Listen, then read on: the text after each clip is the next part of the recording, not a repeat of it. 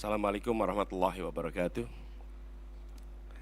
Selamat malam, salam sejahtera untuk semuanya.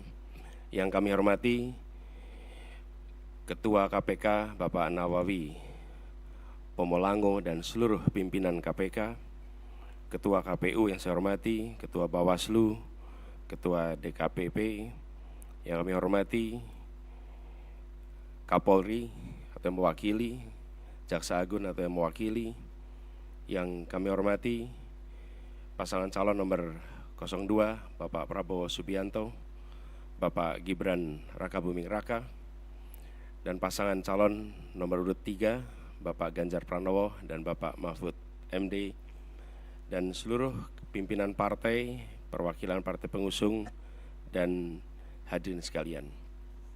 Izinkan kami merespon apa yang tadi disampaikan oleh KPK.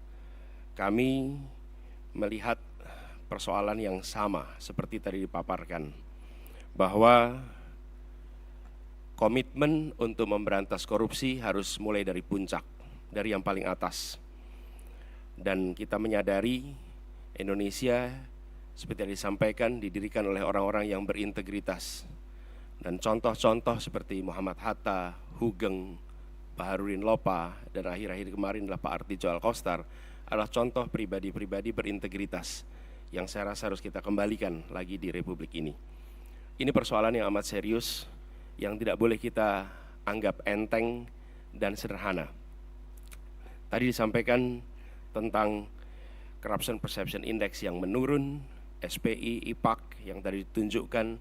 Kami melihat ada problem yang amat serius di dalam kepercayaan publik terhadap pemberantasan korupsi. Yang itu juga tercermin.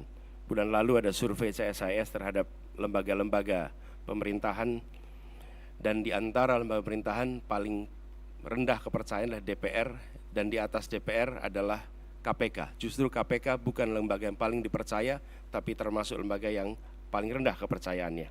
Karena itu kami ke depan berkomitmen untuk bisa melaksanakan beberapa hal. Pertama adalah mengembalikan kepercayaan publik, mengembalikan KPK menjadi institusi yang memiliki kekuatan dan memiliki kemampuan untuk menindak seluruh tindakan pelanggaran korupsi. Dan ini dari aspek apa? Satu, undang-undangnya. Kita ingin mengembalikan agar KPK berwibawa lagi secara legal seperti dulu. Dan ini artinya merevisi Undang-Undang KPK. Kami ingin agar revisi ini akan bisa mengembalikan KPK kepada posisi yang kuat. Yang kedua adalah standar etika yang tinggi di tubuh KPK. Kita ingat era di mana KPK datang di sebuah tempat, tidak mau ikut makan, tidak mau ikut kegiatan-kegiatan yang didanai di luar KPK. Standar yang tinggi itu harus dikembalikan di KPK, sehingga bukan saja undang-undangnya memberikan kekuatan dan kemandirian, tapi juga di dalamnya baik pimpinan maupun seluruh staf bekerja dengan kode etik yang amat tinggi. Yang ketiga adalah rekrutmen. Rekrutmen di KPK kita perbaiki sama-sama seperti tadi disampaikan yang diusulkan oleh Presiden di tingkat pimpinan maupun rekrutmen staf. Bukan sekedar mencari pekerjaan, tapi menjadi tempat untuk memberantas korupsi. Ini hal pertama yang kami ingin lakukan. Yang kedua adalah seperti katakan tadi, optimalisasi LHKPN. Dan kami setuju, bila tidak itu dilaksanakan, maka bisa dilakukan demosi, bahkan reposisi atau sanksi yang lain. Lalu kami melihat perlunya kita menuntaskan undang-undang atau RUU perampasan aset. Koruptor harus dimiskinkan, tidak ada pilihan lain. Ini adalah hukuman yang harus diberikan. Yang berikutnya adalah kami ingin mendorong konsep illicit enrichment dan trading in influence. Sesuai dengan UNCAC yang harapannya nanti akan menjadi arus utama dalam pemberantasan korupsi. Lalu yang tidak kalah penting, kami berencana untuk mendorong pengesahan RUU pendanaan politik. Karena salah satu problem utama adalah justru karena proses politik pelibatan, baik itu kegiatan partai politik, kegiatan kampanye yang tidak memberikan ruang yang cukup untuk pendanaan dari negara dan publik menjadi salah satu sumber korupsi yang terjadi di Republik ini. Kemudian kita berencana untuk memberikan hadiah yang layak bagi pemburu koruptor, sehingga yang memburu koruptor bukan hanya aparatur dari KPK, kepolisian, dan kejaksaan, tapi semua pihak yang ikut melaporkan, memburu, mereka mendapatkan reward yang setara. Ini adalah komitmen kami terkait dengan pemberantasan korupsinya. Yang berikutnya adalah terkait dengan sektor-sektor utamanya. Pemberantasan korupsi harus diselesaikan di semua sektor.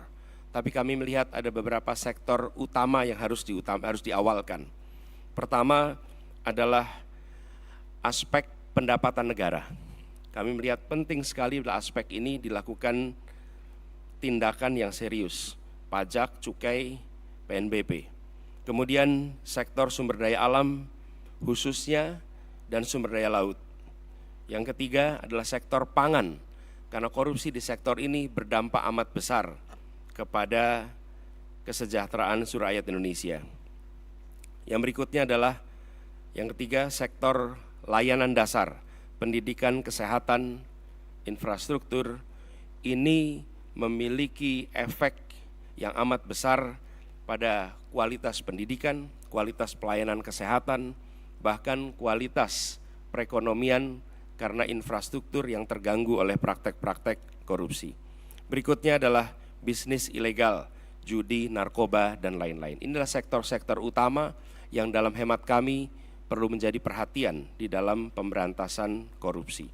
Jadi Bapak-Ibu sekalian yang kami hormati, kami berkomitmen bukan sekedar karena saat ini dalam tanggung jawab untuk menjadi calon presiden, calon wakil presiden, dan dimintai komitmennya di KPK. Perlu kami sampaikan bahwa komitmen kami untuk memerangi korupsi sudah dimulai sejak zaman dulu. Zaman mahasiswa aktif untuk memerangi praktek-praktek korupsi di era KKN merajalela. Ketika kami bertugas sebagai akademisi, rektor, maka kami menetapkan mata kuliah anti korupsi sebagai mata kuliah wajib yang harus diambil oleh setiap mahasiswa. Dan waktu itu bekerja sama dengan KPK. Barangkali menjadi satu-satunya universitas di Indonesia, bahkan mungkin di dunia, yang menjadikan mata kuliah anti korupsi sebagai mata kuliah wajib. Dan tujuannya seperti disampaikan oleh Pak Nurul Gufron tadi, di aspek pendidikan kita ingin memangkas suplai potensi koruptor. Dan bila itu dikerjakan, harapannya dalam jangka panjang kita akan bisa mencegah potensi itu. Yang berikutnya, ketika kami bertugas di DKI, kami membentuk yang disebut sebagai Komisi Pencegahan Korupsi Ibu Kota, KPK Ibu Kota. Ini dikerjakan untuk kita mencegah praktek korupsi yang ada di dalam institusi Pemprov DKI Jakarta. Jadi Bapak-Ibu sekalian kami hormati, soal ini adalah soal serius, bukan soal untuk main-main, bukan soal untuk guyonan. Ini adalah persoalan korupsi yang amat mendasar harus dibereskan. Dan kami tegaskan bahwa komitmen yang kami sampaikan di sini adalah komitmen kami melanjutkan apa yang sudah kami kerjakan selama ini. Bukan semata-mata karena ditugasi menjadi pasangan calon presiden, tapi ini adalah komitmen lama yang akan kami teruskan. Dan insya Allah ketika kami ditugaskan, maka integritas menjadi faktor nomor 1 dalam penentuan pribadi-pribadi di pemerintahan. Termasuk ketika penyusunan kabinet, dalam penyusunan pimpinan-pimpinan lembaga, termasuk dalam mengusulkan nama-nama menjadi anggota KPK, pimpinan KPK. Ini semua bagian dari komitmen kita untuk mengembalikan agar kepercayaan rakyat pada pemimpin, kepercayaan rakyat kepada pemerintahan bisa pulih kembali. Dan dengan kepercayaan itu kami yakin Indonesia akan bisa meraih semua yang dijanjikan oleh kemerdekaan. Seperti yang disampaikan tadi, 4 hal itu hanya akan bisa tercapai apabila kita memiliki komitmen untuk menjunjung tinggi integritas, kompetensi, Dan inilah komitmen yang kami berikan kepada seluruh rakyat Indonesia melalui forum yang terhormat pada malam hari ini. Terima kasih. Assalamualaikum warahmatullahi wabarakatuh.